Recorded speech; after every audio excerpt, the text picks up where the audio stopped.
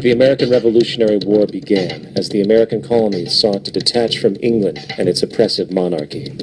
Though many reasons are cited for the revolution, one in particular sticks out as a prime cause: that King George III of England outlawed the interest-free, independent currency the colonies were producing themselves, in turn forcing them to borrow money from the Central Bank of England, immediately creating economic hardship and despair.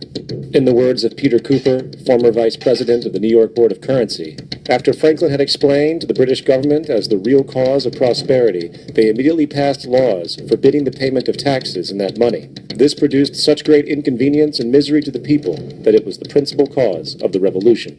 In 1783, America won its independence from England. However, its battle against the central bank concept and the corrupt, power-hungry mentality associated with it had just begun.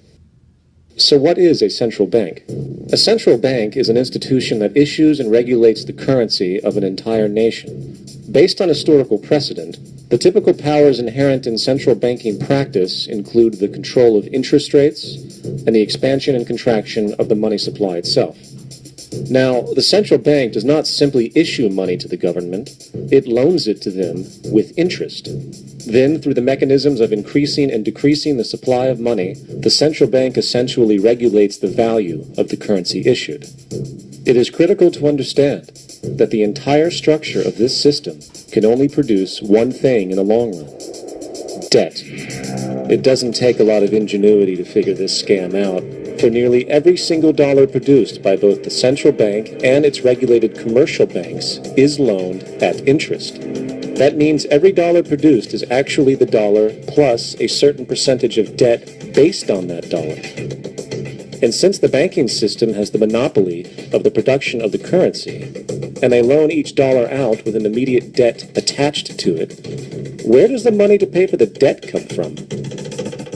It can only come from the banks again, which means the banking system has to perpetually increase its money supply to temporarily cover the outstanding debt created, which in turn, since that new money is loaned out at interest as well, creates even more debt. The end result of this system is essentially slavery, for it is technically impossible for a government, and thus the public, to ever come out of the self-generating debt.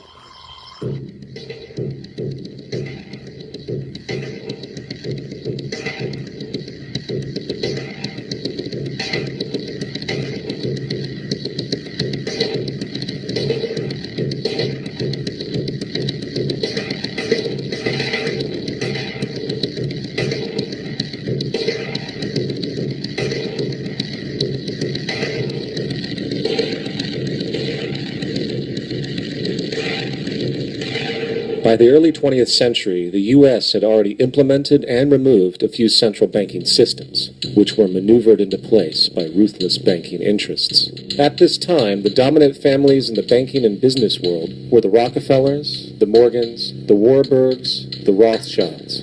And in the early 1900s, they sought to push, once again, legislation to create another central bank. However, they knew the government and public were very weary of such an institution. So they needed to create an incident to affect public opinion. So, J.P. Morgan, publicly considered a financial luminary at the time, exploited his mass influence by reportedly creating rumors that prominent banks in New York were insolvent or bankrupt. Morgan knew this would trigger mass hysteria and a systemic crisis. And it did. The public, in fear of losing their deposits, immediately began mass withdrawals. Consequently, the banks were forced to call in their loans, causing the recipients to sell their property, and thus a spiral of bankruptcies, repossessions, and turmoil emerged. Putting the pieces together years later, Congressman Charles Lindbergh wrote, "The King bankers put in motion in 1907 a great scheme. They had gambled and speculated on Wall Street until so many watered stocks and bonds had been manufactured. The King bankers knew the condition and informed the favored of their friends what was to come. There was to be a panic in the fall of 1907 that would be advertised as the result of our bad banking and currency laws." The panic of 1907 led to a congressional investigation headed by Senator Nelson Aldrich, who had intimate ties to the financial powers and later became part of the Rockefeller family through marriage. The commission led by Aldrich recommended a central bank should be implemented so a panic like 1907 could never happen again. This was the spark that the bankers needed to initiate their plan.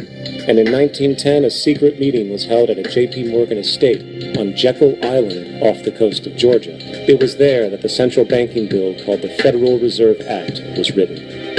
This legislation was written by bankers, not lawmakers. This meeting was so secretive, so concealed from government and public knowledge, that most of the figures who attended disguised their names when en route to the island. After this bill was constructed, it was then handed over to their political frontman, Senator Nelson Aldrich, to push through Congress. And in 1913, with heavy political sponsorship by the bankers, Woodrow Wilson became president, having already agreed to sign the Federal Reserve Act in exchange for campaign support.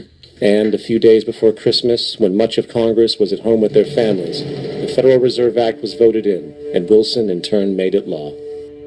The night before its passage, Congressman Charles Lindbergh pleaded, "This act establishes the most gigantic trust on earth. When the president signs this act, the invisible government by the money power will be legalized."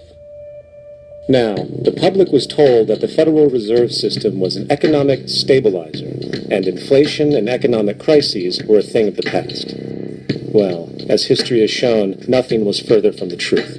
The fact is, the bankers now had a streamlined machine for economic manipulation. It's alive! It's alive! It's alive! For example, from 1914 to 1919, the Fed substantially increased the money supply, resulting in extensive loans to small banks and the public. Then, in 1920, the Fed deliberately contracted credit in an extreme way, thus resulting in banks having to call in large numbers of loans, and, just like 1907, bank runs, bankruptcy, and systemic collapse occurred.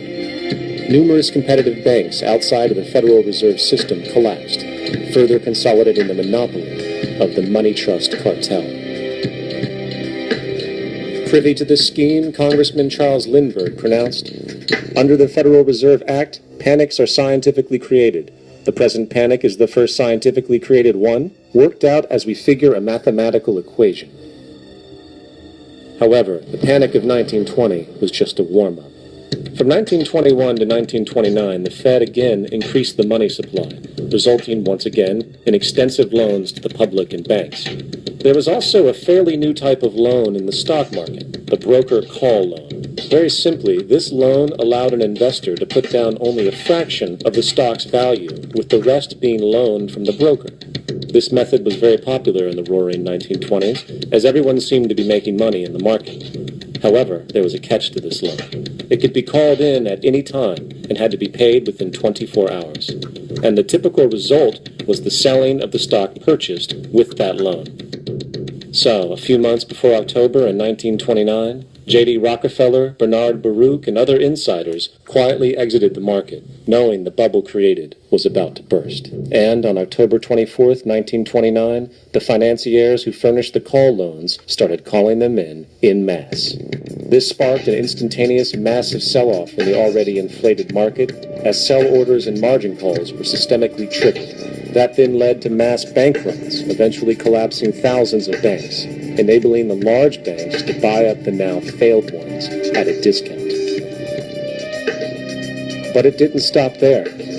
Rather than expanding the money supply in order to recover from this economic collapse, the Fed actually contracted it, fueling one of the largest depressions in American history.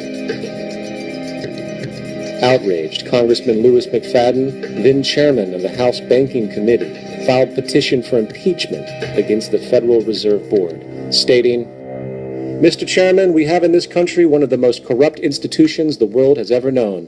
I refer to the Federal Reserve Board and the Federal Reserve Banks. This evil institution has impoverished and ruined the people of the United States and has practically bankrupted our government.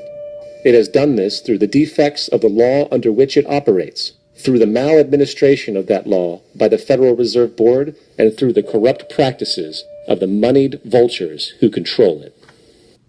Now, having reduced the society to squalor, it was then decided that the gold standard should be removed. In order to do this, they needed to acquire the remaining gold in the system. So, under the pretense of helping to end the Depression, came the 1933 gold seizure. Under the threat of imprisonment for 10 years, everyone in America was required to turn in all gold bullion to the Treasury, essentially robbing the public of what little real wealth they had left. And at the end of 1933, the gold standard was abolished.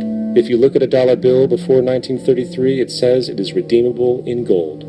You look at the dollar bill today, it says it is legal tender, which means it is backed by absolutely nothing. The only thing that gives our money value is the public faith and how much of it is in circulation. Therefore, the power to regulate the money supply is also the power to regulate its value, which is also the power to manipulate and control entire economies. Whoever controls the volume of money in any country is absolute master of all the industry. It is important to clearly understand. The Federal Reserve is a private corporation. It is about as federal as Federal Express. It makes its own policies and is under little regulation by the U.S. government.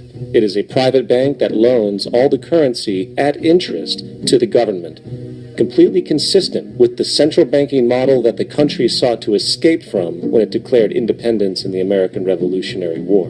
Now, going back to 1913, the Federal Reserve Act was not the only bill pushed through Congress for the vested financial interests. They also pushed its partner, the federal income tax. First of all, the federal income tax is completely unconstitutional, as it is a direct, unapportioned tax, and the required number of states needed in order to ratify the amendment to allow the income tax was never legally met, and this has even been cited in modern court cases.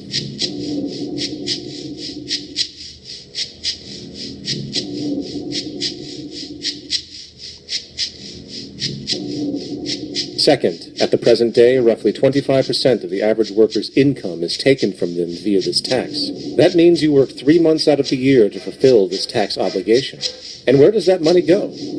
Well, according to the Grace Commission report of the 1980s, 100% of what is collected is absorbed solely by interest on the federal debt and by federal government contributions to transfer payments. In other words, all individual income tax revenues are gone before 1 nickel is spent on the services which taxpayers expect from their government. Today, the money Americans make working 3 months out of the year goes almost entirely to the interest fees charged for the debt-based fiat currency. The fact is, the federal income tax exists to feed the Federal Reserve federal government money machine, making sure the interest payments are always there. And third, even with the government claim as to the legality of the income tax, there is evidently no clear statute, no law in existence that requires you to pay this tax. I really expected that, of course, there's a law that you can point to in the law book.